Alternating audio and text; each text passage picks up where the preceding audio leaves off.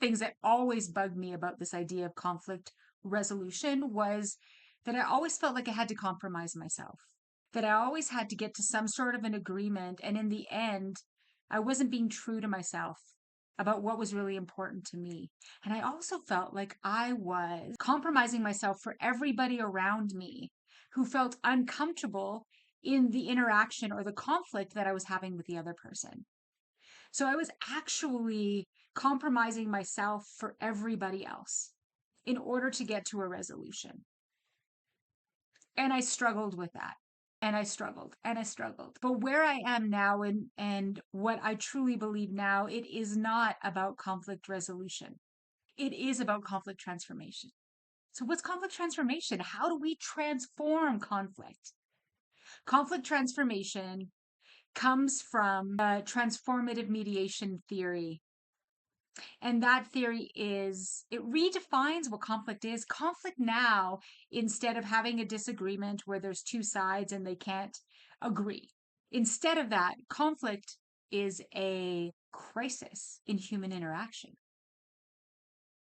We're just not interacting well. I feel afraid. I feel nervous. I'm not clear. I'm not decisive when I'm in conflict with another person. And I am shocked by their behavior.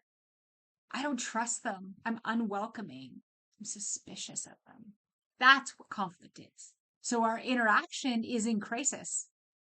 So how do we shift that interaction to one where we're feeling stronger and we have more clarity, we're calmer, we're also able to understand that person's perspective and maybe even empathize a bit with them.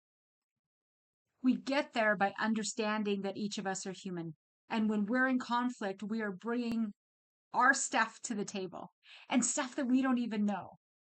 And often it's got nothing to do with the conflict.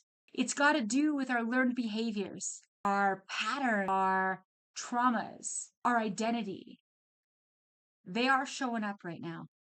For instance, if when you're younger and you had a conflict with your dad and every time you brought that up, he walked away. Fast forward 30, 40 years and you're in conflict with your spouse and he walks away. You're bringing that baggage to this conversation and you're not paying attention to what this person is saying. You're not paying attention to their feelings, how they're expressing themselves, and really what's happening in the conversation. All too often, you're bringing that baggage with you to get through this interaction.